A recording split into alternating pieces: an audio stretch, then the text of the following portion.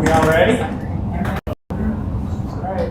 Call the meeting to order. It is the mission of Montague Area Public Schools to educate and inspire all students to become motivated, articulate, productive, and successful citizens for today, tomorrow, and forever. Item 2 on the agenda is Pledge Allegiance. Oh, there we go, little one. I pledge allegiance to the flag of the United States of America and to the republic for which it stands, one nation, under God, indivisible, with liberty and justice for all. Item 3 on the agenda is roll call. Ms. Francis? Here. Mr. Reck? Here. Mr. Reisizen? Here. Mr. Schmidt? Here. Ms. Newbar? Here. Ms. Palmer? Here. Ms. Stahl is absent. All right. Item 4 on the agenda is approval of the agenda. The suggested motion is to approve the agenda as presented. Moved by Scott, support by Joel. Any discussion? All right. All those in favor? Yes. Opposed? Motion carried. Item 5 on the agenda is the consent agenda. The suggested motion is to adopt the consent agenda as presented. Moved by Joel, support by Scott. Any discussion? Just like to please pay note to Sue Dyer, who has played a couple different roles in the district, but congratulations to her. Although she didn't have tons of years within the district, was very helpful at that time. Any additional discussions or questions? All those in favor? Yes. Opposed? Motion carried. Item 6 is the public comment portion of the meeting. Public comments will be accepted at this time. Each statement shall be limited to 5 minutes in duration. Participants shall direct all comments to the board and not to staff or other participants. The board welcomes public comment, but does not respond to citizens' concerns at its meetings. At the citizens' request and the board's direction, the superintendent or designee will respond in a timely manner. This meeting is a meeting of the Board of Education in public for the purpose of conducting the school district's business and is not to be considered a public community meeting. Are there anybody on the list? Any public comment at this time? All right. Item number 7 is reports. All right, we'll begin with superintendent comments. A big congratulations to 2 teachers within the district. Alexa Francis is a first grade teacher at Early Elementary. She is she just finished up her 5th year, which allows her to receive tenure. She has been with the district longer than that, 6 years prior to that as a parent as well, for 11 years in the district. Just as a reminder, within teacher tenure, which is Act 4 of 1937, and act relative to continuing tenure of office of certified teachers in public education institutions, to provide for probationary periods, to regulate discharges or demotions, to provide for resignations and leaves of absence, to create a state tenure commission, and to prescribe the powers and duties thereof, and to prescribe penalties for violation of the provisions of this act. So basically, over time, there is a 5-year period of tenure that you need to, or a probationary period that you need to get, which then you receive tenure. It could be 4 with 3 consecutive highly effectives. So congratulations to Alexa Francis, first grade teacher at Early School, doing an outstanding job. As well to Michelle Bunton, who is with us, who received tenure previously, but has been with us for 4 years, 8th grade mathematics teacher at NBC. Moving on to new support hires. As you can see, there was 2 individuals there. Shannon Knapp was a Montague High School graduate here previously in 2009. She will be joining us, along with Scott Thomas, who does have 15 years of experience in custodial work, was a part of Whitehall Public Schools next door across the river. A couple other things, legislative updates. Not much really to say. There's the back and forth and a lot of unknowns. Legislators are moving back into office tomorrow, so they've been off for quite a few weeks here. But as far as the federal components, there was a hold on some title funds.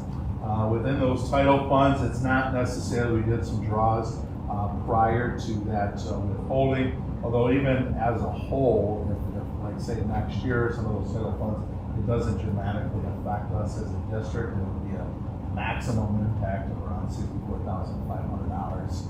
Obviously not what you want, but more likely it'd be more around some of the professional development, lost opportunities for us in the district is where we'd see that within our Title II.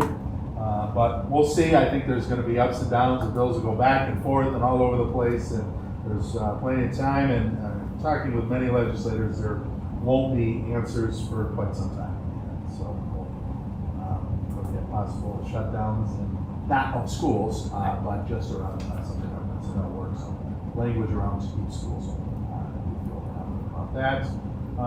Just on our co-curricular bonds that's been moving forward, we're done and finished with the gymnasium, minus a couple little tweaks just as far as training on some equipment and making sure everything works. And then our big MCAT logo on the front, we're still waiting on some licensures from the DE to put it up, which will take a little time, which you wouldn't think we need licenses for a sidewalk to do. So we're waiting on that, but that will be the final piece to that. We are onto the barn. We have some drawings that are taking place. We went out there and walked actually and tried to put off some different areas where we thought that it could fit.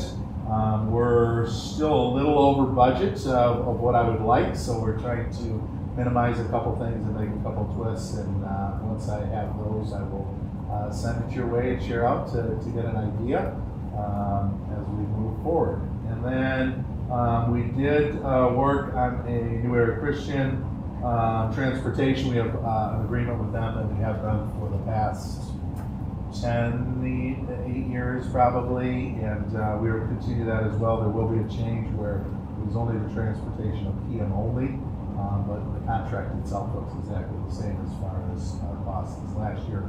It's just the number of hours that might be transported rather than specific spots, but door to door. And that is it for superintendent comments.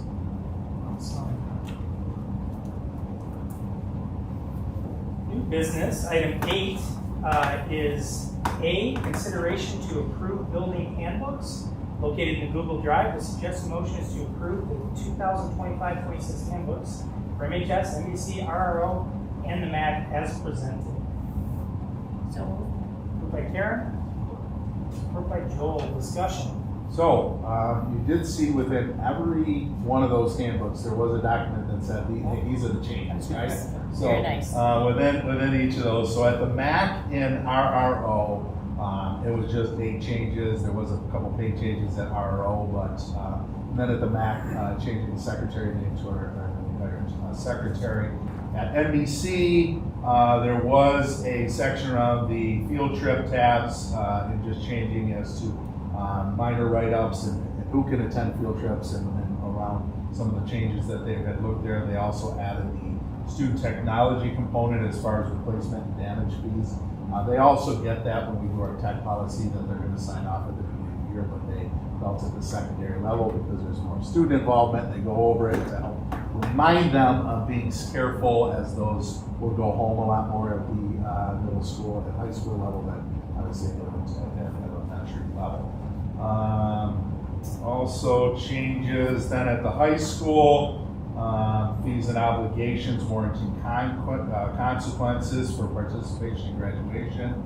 We've had some situations where there have been fees that we are now trying to, hey, I don't know if we can give you a diploma and graduate if we're still behind. We work very closely with the families of how we make that happen. There is a added statement to the plagiarism section that includes AI-generated content when students are expected to create their own content. We're still working on a board policy on that, as we have not quite come to agreement on what that should look like or where that is, but that we do want to make sure that that is put in the handbook component there. You can also see the updated price of damages for our Chromebooks at the high school level, and Chromebook charges on page 20. On the athletic code, page 22 now states that it pertains to all athletes representing Montague Public Schools, both school and club teams. On page 36, an added statement stating that dances are a privilege and that their attendance may be limited due to disciplinary actions and other obligations. Any additional questions or discussion? All right, all those in favor? yes. Yes. Opposed? Motion carried. Item 8B is consideration of approval of the course catalogs.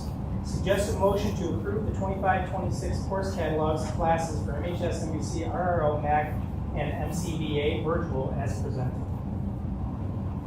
So Support. Support by Cindy. Discussion. So the only change that we had within those course offerings were at the high school. So the guide dates were updated, but then the LinkedIn MCBA course catalog was added and had some changes at that high school level. At page 10, life skills course description added. Page 12, fundamentals of coding course description. So that was the coding course that we will be having this year. Removed guitar for beginners and music technology course descriptions and added the description. Guitar and media technology, sound performance and production, and had a description there. Replace the course name Fitness and Wellness to the new course of Fit and Healthy description. Page 17 also combined PE classes, physical education, power PE, weight training to one PE course with one description for the strong. Just some of our work with our new health and physical education teacher to do. And then page 20, the CTC course names updated that they had shared with us. Any additional discussion or questions? All those in favor? yes. Opposed? Motion carried. Item 8C is consideration of approving Brooke LaRue as the new elementary teacher at RRO. The suggested motion to approve Brooke LaRue as the new elementary teacher. Did I say that name right? All right, good. It was a yes, so. Need a motion. So Joel moved, Scott support, discussion. So Brooke impressed the interview committee at the elementary. I as well interviewed. She's looking to do an outstanding job. First year teacher, new. She's a Mona Shores graduate and an Alma graduate. She was an athlete at Alma, not only as an athlete, but a captain as well for both the volleyball and basketball team. And was a member of the women's lacrosse team. So very active in her work. The dean's list, so looks to be a great hire for us moving forward. She's begun helping out some of the girls' basketball program. What grade will she teach? She is going to teach. That's a good question. So let me think about it. She will be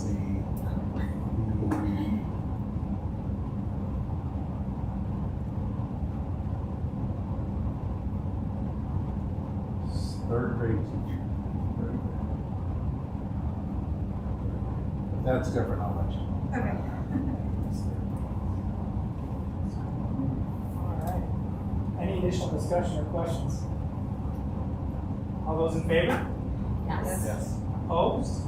Motion carried. Item 8D is consideration of approving the school loan revolving fund annual application resolution. Suggested motion to approve the school loan revolving fund annual application resolution as presented. Support, discussion. So this is a resolution we must pass every year regarding the amount of money we need to borrow from or pay back to the school bond loan fund in order to make our debt service obligation. This year we'll be in a borrowing mode. This resolution, we anticipate borrowing $49,687 from the school bond loan fund this year. We work with PFM, our financial advisor, on these balances, and we're expecting to pay down this loan by 2037. And if I'm not mistaken, the loan is basically to cover us before we come into a new budget. Is that correct, Stacy, or am I misunderstanding? So we have debt obligations, and the taxes that we take in are not enough to pay for those debt obligations The right cash now, flow. and so we have to borrow money for that. But we should go into repayment mode next year and the year after, and then we'll be in repayment mode here through 2037 until it's all paid down. Okay. So it's all cash flow, basically. What happens if we didn't pass it? This is just pure curiousness. I mean, I think we would have to take. Yeah. We just have to. Stacy said so. That's fine. I mean, She knows. it's a long chance, but like there is a chance that it could not pass. Well, I'm just more of a curiosity. You can't mix, I can't mix funds. I couldn't pay for it with general funds. It has to go So to the school would not be allowed. So You would have to write. Yeah, we would not, we'd be in arrears for our Terrible. obligation. Okay. Delinquent on a loan that they would come after, which would Yeah, Jeff wouldn't have a good day. All right, no silly questions there, Brian. All those in favor? Yes. Opposed? All right. I'm gonna sign No this worries, really Jeff. fast. We passed it. Item Cindy signed it. 8E. Yeah, I'm signing it really fast. Consideration to relinquish federal funds. The suggested motion is to approve relinquishment of $685 in Title III immigration funds. Motion by Joel, supported by Scott. Discussion. So, so as a district, we did not apply for Title III immigration funds this year. The only immigrants enrolled this year were our exchange students. We were asking the board to approve relinquishing this $685 in Title III immigration funds. So as we're learning through our Title III and our audit process, that we should have board approval when we do this. And that $685, although the exchange students do qualify, the money can only be used for certain things that directly support them in some of their academics, which is very difficult to do and not mounted. So it makes it difficult for us, especially when we go in for the process of asking for those dollars. As part of the federal funding requirements, the board must take official action on this and report this documentation to our federal programs specialist and help us keep it better. So that was $68,500. You had to probably find a way to make that work. But $685 is just not, doesn't make sense, right? Yes and no. I think it still is based upon when we have 7 students. And How do you spend it? yeah, I mean, if it was maybe something much larger where it's an individual and they can program and do a number of different things and have additional dollars to help support those programs and activities. So yes, maybe, but we're not even necessarily seeing the need within our students. Makes sense. They come with a pretty good understanding of, not at this point. Any additional discussion or questions? All those in favor? Yes. Opposed? Motion carries. Item 8F is consideration of approval for middle school classroom carpeting project. The suggested motion is to approve a quote from Bentley Mills in the amount of $35,621.64 to recarpet classrooms at the middle school to be paid from the general fund. Scott, motion. Joel, support. Discussion. So we recently completed some carpeting replacements in a few rooms in our middle school. And there were a few additional rooms that still need new carpeting throughout the district. There's actually more than even what we have now. So we just want to make sure that we're continuing to move forward and replacing carpeting when we can and where we can. We intentionally split this work between the 2 budget years to manage the cost effectively between last year and this year's budget. The amount we are asking the board to approve is $35,621.64. Is within our budget for this project. We're using Sourcewell, so there is a question as to why, Sourcewell is a company, I believe is out of Ohio, but there's the company out of California, which is Bentley. Why are we using these companies from so far away? But Sourcewell is a cooperative purchasing program that meets all state bidding requirements. So rather than us trying to work to put an RFP together, then through that RFP, taking all the bids, working through as to who, if they're valid, if they're not valid, we work through Sourcewell, which then that meets a program that meets all the state bidding requirements. But Mills is the company that was awarded the contract through this program, and then they are working with a installer, which is the Graph Interiors out of Genesis, and will actually do the installation of that. So if we had local folks that wanted to bid on that, the RFP's out there. They So could. we have informed some of those individuals. We actually started with our local, and we do work with them on different projects as well. And to know what those dollars were around, because it was going to go over the threshold, which then you go off and didn't know where it was, and we worked with those, and there's certain ones where they went through that process. Are there a lot of classrooms in the middle school that are carpeted? Is that something new? Are they all carpeted? They're not all carpeted, but there is, I would say that that's more so than any other building. And this is like recarpeting the ones that are already there, the parents get more out and doing it. Pretty good. There's a couple at the elementary that we're looking to.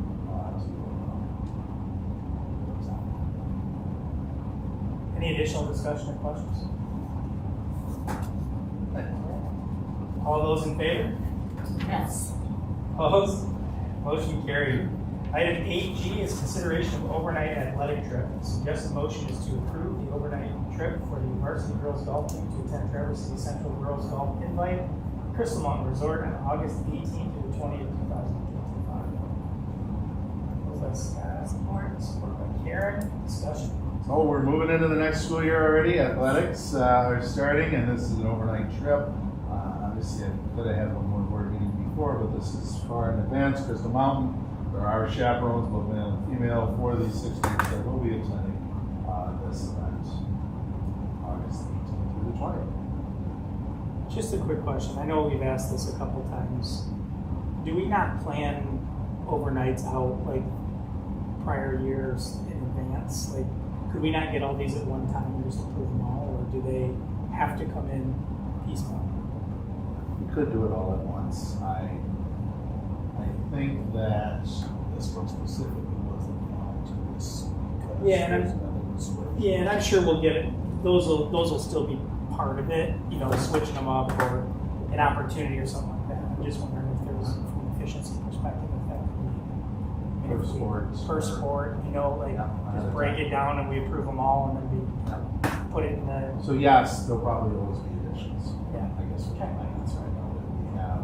I think there's a couple that will have it on board meeting. We'll look at 2 or 3 of them. Yeah.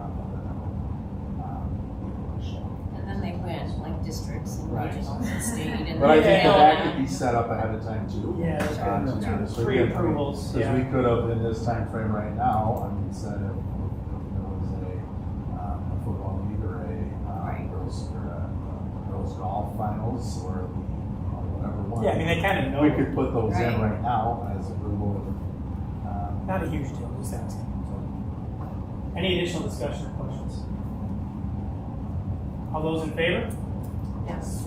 Opposed? Motion carried. Item 8H is first reading of Neola policies. The board will have the first reading of Neola policies and the second reading and adoption next month.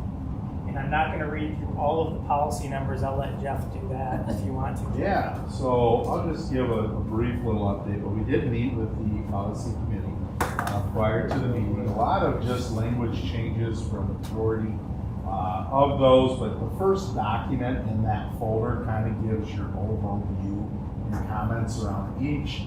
The first bylaw, 0131.1, bylaws and policies, this really just allows for a streamline of, as far as policy adoption process, as far as technical corrections. So if we find that there's a grammatical error, misspelled word, or just something that is technical within that process, as superintendent, I can make that change and say, yep, we're changing the policy, we're putting in a policy. I will then provide an overview or an update to you as a board. If it is agreed that that might have changed the meaning or something, we would then go back to this process. But some of those technicals, it doesn't need to go each month or to our process. 1430, 3430, and 4430 leave of absence. Those are just changes that needed to take place as far as verbiage is concerned, as far as STEP, which is the Earned Sick Time Act, where after 30 hours worked, 1 hour of sick time is accumulated. Most of the contracts that was already set, there are a couple of areas that will improve on that as well. 2340 is field trip and other district-sponsored trips. It's actually a revision because 8640, which you find later on in the board packet, there was rescinded. So 8640 was rescinded, which had around some information around field trips, so they've added the two together. The policy has been adopted to update language overall to include transportation options and provisions. 5320 is immunization, which talks about us being compliant with MDE's, Michigan Department of Education 2024 immunization requirements, and just says to make sure that we're at the kindergarten, 7th grade levels, staying up to date. There's administrative guidelines that references there as well.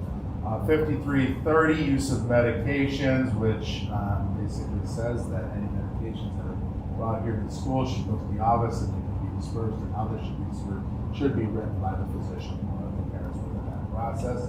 5330.01 talks about the epinephrine auto-injectors, so there are EpiPens, and just how the district, as far as liability stance is concerned. Some concerns for us in the district is if people are putting those in, are they liable? And that just states that they are not in the process. 5350, student health and well-being. Prevention. This policy is provided to include comprehensive mental and wellness initiatives to promote emotional, physical safety of students. Policy 5610, emergency removal, suspension, and expulsion of students revised. I may have to come back with this one in our discussion with the policy committee.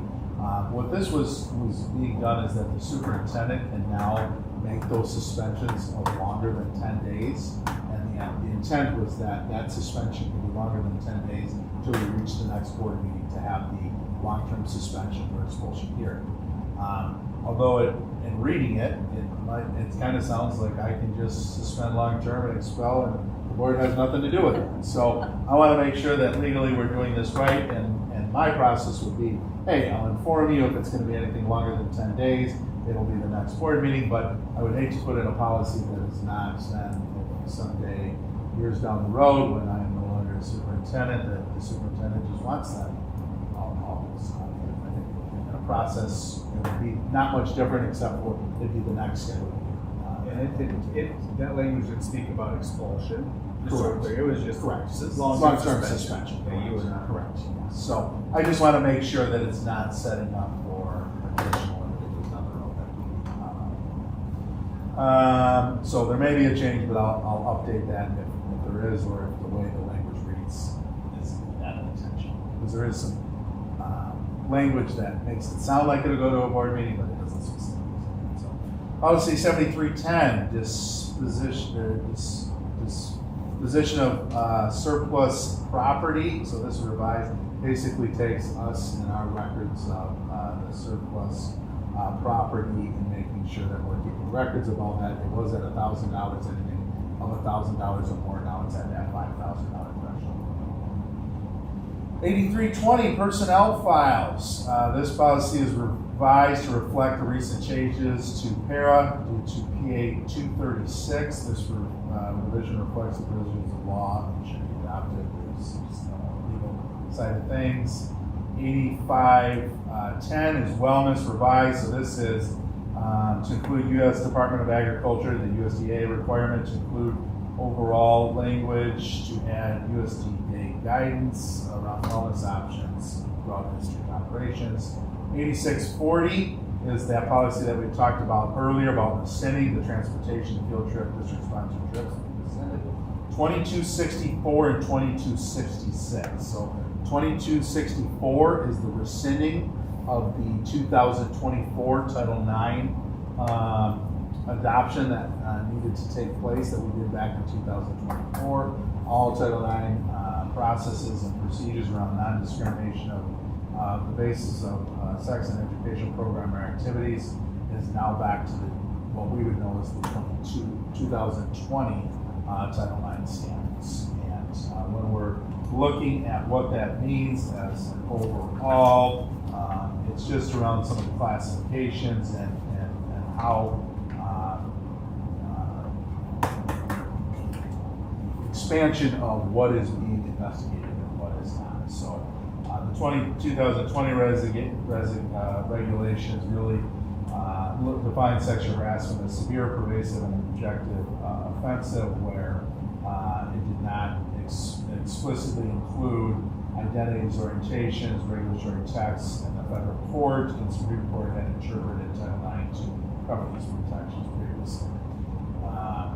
So the expansion went into stereotypes, characteristics, pregnancy-related conditions, orientations, identities. That is no longer there. It's back to 2020. Programs and activities that are under the school, where in 2024 it went into the expansion even off campus, as long as there was a hostile environment between students within district. So it expanded in 2024, expanded the number of cases that could take place, although they did shrink the time of what that investigation looks like, where it now has went back to basically being severe, pervasive, and intractable offense. Is what the investigation is. So look at that. If you have additional questions around these policies, please let me know at the August board meeting. Those will be a second reading, which then we will vote upon those. Like I said, for the policy 5610, I'll get you the update. We'll leave it as is right now because it doesn't need to be changed. As it is, we won't, but if it does, I will do that, and then we'll have a first reading of the policy. Awesome. Item 9 on the agenda is adjournment. So moved. Motion by Cindy. And support. Support by Joel. All those in favor, stand up and go home. Thank you. And hi to some of you that I didn't say hi. Yeah. I need you to sign it. My sign my way. That's It's the just that. relinquish.